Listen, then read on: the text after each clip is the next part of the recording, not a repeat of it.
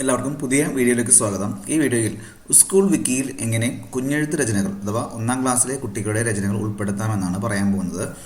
Okay, അതിനായി നമുക്ക് ആദ്യം സ്കൂൾ വിക്കി ഓപ്പൺ ചെയ്യേണ്ടതുണ്ട്. ഇവിടെ ഞാൻ ഗൂഗിളിനകത്ത് സ്കൂൾ വിക്കി എന്ന് ടൈപ്പ് ചെയ്യുന്നു. സ്കൂൾ വിക്കി എന്ന് ടൈപ്പ് ചെയ്ത് കഴിഞ്ഞാൽ സ്കൂൾ വിക്കിയുടെ ലിങ്ക് നമുക്കിവിടെ വരുന്നുണ്ട്. സ്കൂൾ വിക്കി ഒന്ന് ക്ലിക്ക് ചെയ്യുന്നു. ഇപ്പോൾ സ്കൂൾ വിക്കിയുടെ മെയിൻ പേജ് ഇവിടെ തുറന്നു വന്നിട്ടുണ്ട്. ഇവിടെ നമുക്ക് നോക്കിക്കഴിഞ്ഞാൽ ഇതൊരു ലോഗിൻ ചെയ്യാത്ത ഒരു പേജാണ് ഇവിടെ തുറന്നു വന്നിരിക്കുന്നത്. ഇവിടെ എല്ലാ ജില്ലകളിലെയും സ്കൂളുകളുടെ ഡീറ്റെയിൽസ് നമുക്ക് ഇതിൽ നിന്ന് എടുക്കാവുന്നതാണ്. ഇവിടെ അംഗത്വം എടുക്കുക എന്ന് കാണാം. അതായത് ഒരു ലോഗിൻ ID നിങ്ങൾക്ക് ഇല്ലെങ്കിൽ ഇവിടെ അംഗത്വം എടുക്കുക എന്നത് ക്ലിക്ക് ചെയ്ത് നമുക്കൊരു അംഗത്വം എടുക്കാം. കാരണം ഇതിനകത്ത് തിരുത്തലുകൾ വരുത്തണമെങ്കിൽ, നിങ്ങൾ സ്കൂളിൻ്റെ പേജിൽ തിരുത്തലുകൾ വരുത്തണമെങ്കിലോ നിങ്ങൾക്ക് എന്തെങ്കിലും സംഭാവനകൾ ഈ പേജിലേക്ക് ഉൾപ്പെടുത്തണമെങ്കിലോ അംഗത്വം എടുത്താലാണ് സാധിക്കുക. അപ്പോൾ അതിനുവേണ്ടി ഇവിടെ അംഗത്വം എടുക്കുക ക്ലിക്ക് ചെയ്ത് കഴിഞ്ഞാൽ ഉടനെ അതിൻ്റേതായ ഒരു പേജ് തുറന്നു വരും. ഇവിടെ നമുക്ക് ഒരു ഉപയോക്തൃനാമം, അതുപോലെ ഒരു പാസ്വേഡ് സെറ്റ് ചെയ്യാം, അതുപോലെ നിങ്ങളുടെ ഇമെയിൽ അഡ്രസ്സ് കൊടുക്കുക. ഇപ്പോൾ ഒരു പേര് നൽകാം, പിന്നെ ഒരു താഴെ ഒരു ക്യാപ്ഷൻ ഉണ്ടായിരിക്കും. അതുകൊണ്ട് നൽകി താങ്കളുടെ അംഗത്വം സൃഷ്ടിക്കുക എന്ന് ക്ലിക്ക് ചെയ്യുക. ഉടനെ തന്നെ ഒരു അംഗത്വം സൃഷ്ടിക്കപ്പെടും. നിങ്ങളുടെ മെയിലിലേക്ക് ഒരു ലിങ്ക് വരികയും ചെയ്യും. ഓക്കെ, അതുവഴി നിങ്ങൾക്ക് ഈ പുതിയൊരു അംഗത്വം എടുക്കാവുന്നതാണ്.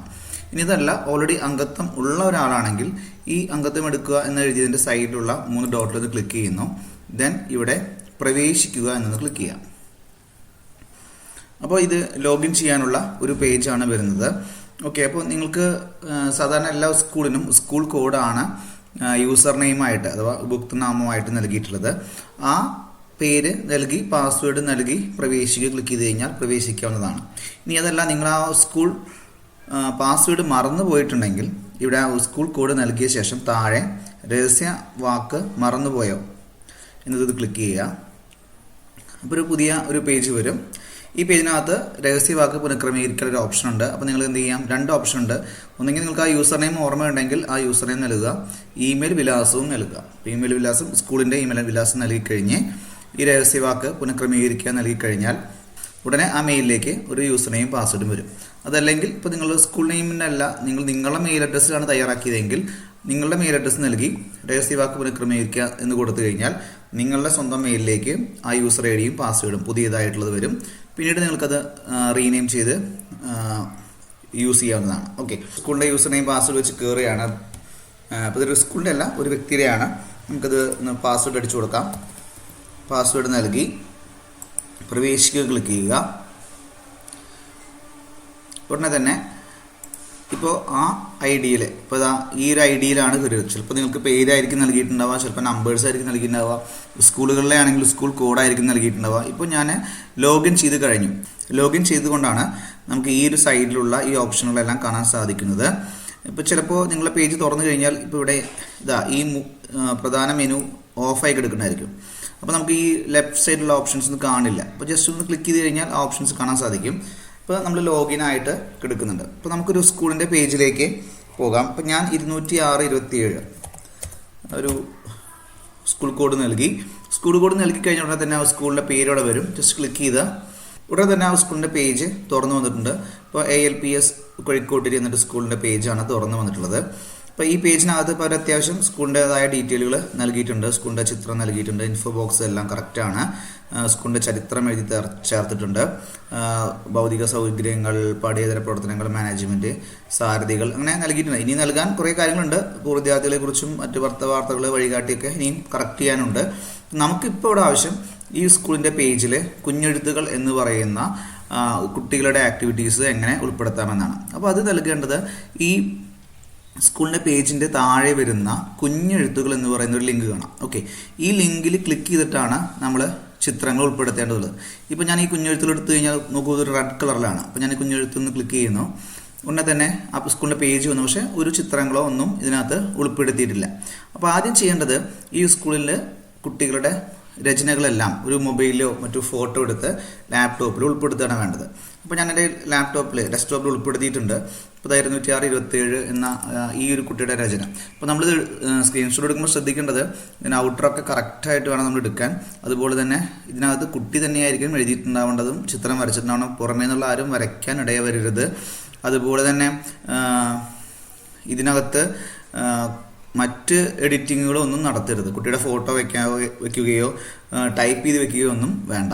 ഓക്കെ, അപ്പോൾ ഇനി നമുക്ക് ഈ ഒരു ഫയലാണ് നമുക്ക് അപ്ലോഡ് ചെയ്യാനുള്ളത്. അപ്പോൾ ഇതിൻ്റെ പേര് നമ്മളൊന്ന് ശ്രദ്ധിക്കണം. അപ്പോൾ ഇതിൻ്റെ ഫയൽ നെയിം ഇപ്പോൾ 206.27 എന്ന് മാത്രം കൊടുത്താൽ പോരാ. ഞാൻ ഒന്നുകൂടി റീനെയിം ചെയ്യുന്നു. ചിത്രത്തിൽ ഒന്ന് റൈറ്റ് ക്ലിക്ക് ചെയ്ത് റീനെയിം എടുക്കുന്നു. 206.27 എന്നെടുത്ത് ഒരു ഹൈഫൺ, പാലക്കാട് ആയതുകൊണ്ട് നമുക്ക് PKD എന്ന് കൊടുക്കാം. ദെൻ ഒരു ഹൈഫൺ എടുത്ത് ഇത് ഏത് കുട്ടിയുടെയാണോ, ഇപ്പോൾ റിത എന്ന് പറയുന്ന കുട്ടിയുടെയാണ്, അപ്പോൾ റിത എന്നുകൂടി ടൈപ്പ് ചെയ്ത് റീനെയിം കൊടുക്കുക. അപ്പോൾ നമ്മുടെ ഫയൽ ഇവിടെ ഡെസ്ക്ടോപ്പിൽ കറക്റ്റ് ആയിട്ടുണ്ട്. ഇനി എങ്ങനെ അപ്ലോഡ് ചെയ്യാൻ നോക്കാം. അപ്പോൾ ഞാൻ വീണ്ടും സ്കൂൾ വിക്കിയിലേക്ക് വരുന്നു. അപ്പോൾ നമ്മൾ ലോഗിൻ ചെയ്ത ആ പേജാണ്. അപ്പോൾ ഇവിടെ ആയാലും ലോഗിൻ ചെയ്തുകൊണ്ട് നമുക്ക് എപ്പോഴും ഈ ലെഫ്റ്റ് സൈഡിലെ ഓപ്ഷനിൽ കാണാം, ഇവിടെ അപ്ലോഡ് എന്ന് കാണാം. അപ്പോൾ ഈ അപ്ലോഡിൽ ഒന്ന് ക്ലിക്ക് ചെയ്യുക. അപ്ലോഡിൽ ക്ലിക്ക് ചെയ്ത് കഴിഞ്ഞാൽ അപ്ലോഡ് ചെയ്യാനുള്ള ഒരു പേജ് വരും. സാധാരണ അപ്ലോഡ് ചെയ്യുമ്പോൾ നമ്മൾ ചിത്രത്തിൻ്റെ കുറേ കാര്യങ്ങൾ ശ്രദ്ധിക്കാനുണ്ട്. അതൊക്കെ ഇവിടെ വിശദമായിട്ട് നൽകിയിട്ടുണ്ട്. നിങ്ങൾ വായിച്ച് നോക്കിയിട്ട് ചെയ്യേണ്ടതാണ്. ഇപ്പോൾ നമ്മൾ എന്ത് ചെയ്യുന്നു വെച്ചാൽ നേരെ അപ്ലോഡ് ചെയ്യേണ്ട പ്രമാണത്തിൻ്റെ സ്വതസ്നാമം പേര് ഇവിടെ ബ്രൗസ് ചെയ്ത് നൽകി കൊടുക്കുക. ഇപ്പോൾ ഫയൽ സെലക്ട് ചെയ്ത് കൊടുക്കണം. ഇപ്പോൾ ബ്രൗസ് ക്ലിക്ക് ചെയ്യുന്നു. ഇപ്പോൾ ഡെസ്ക്ടോപ്പിലാണ് എടുക്കുന്നത്. ഡെസ്ക്ടോപ്പ് എടുക്കുന്നു. ഡെസ്ക്ടോപ്പിലെ 206.27 PKD റിത എന്ന പേരുണ്ട്. സെലക്ട് ചെയ്യുന്നു, ഓപ്പൺ കൊടുക്കുന്നു. ഇപ്പോൾ ആ ഫയൽ ഇവിടെ വന്നു. നോക്കൂ, അതിൻ്റെ പേരും കറക്റ്റായിട്ട് ഇവിടെ പേരും വന്നിട്ടുണ്ട്.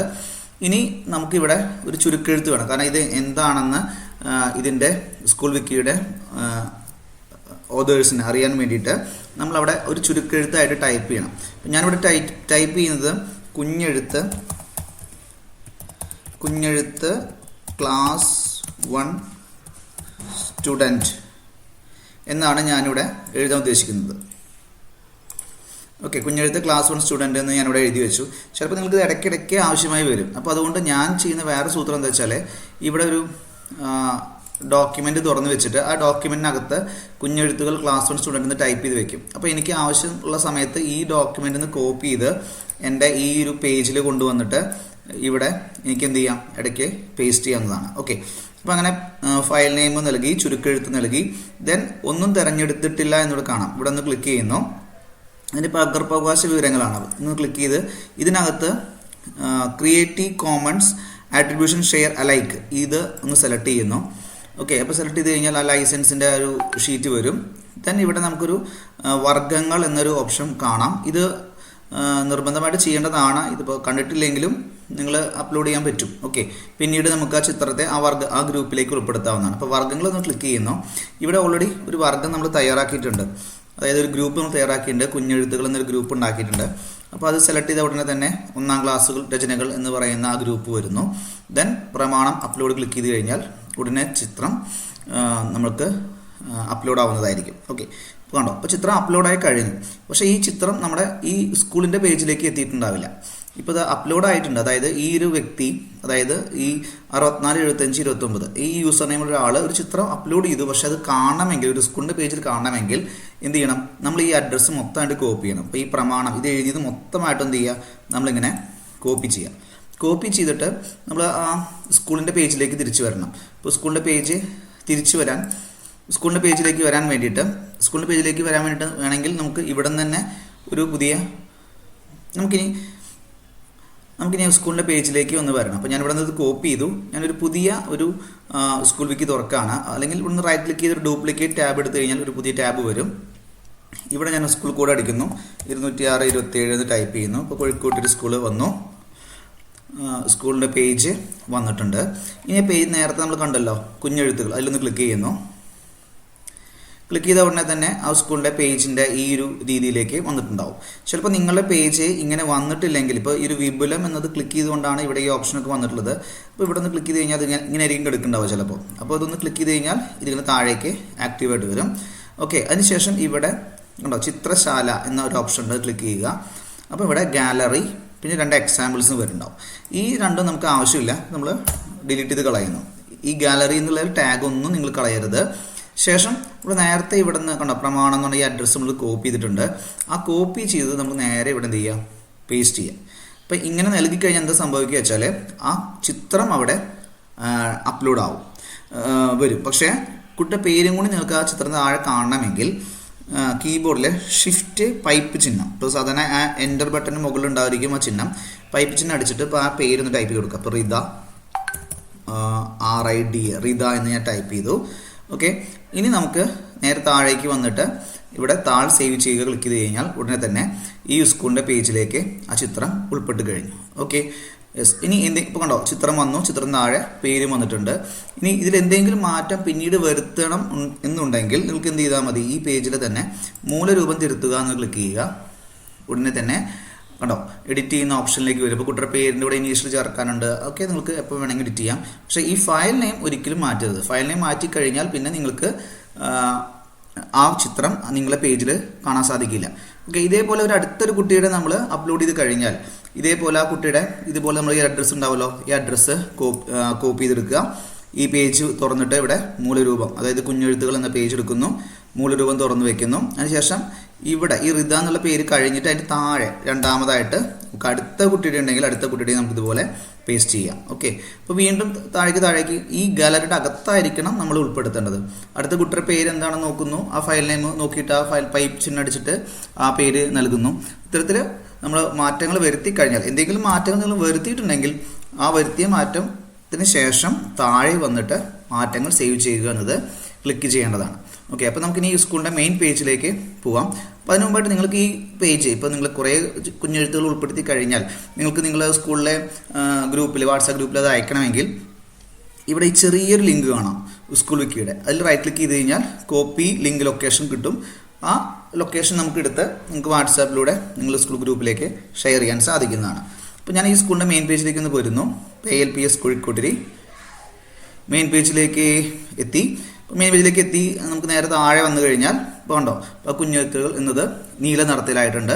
ഇനി ആ ലിങ്കിൽ ഒന്ന് ക്ലിക്ക് ചെയ്ത് കഴിഞ്ഞാൽ ആ സ്കൂളിലെ കുട്ടികളുടെ ഒരു കുട്ടിയുടെ ഇപ്പോൾ ചിത്രം നമുക്ക് വന്നിട്ടുണ്ട്.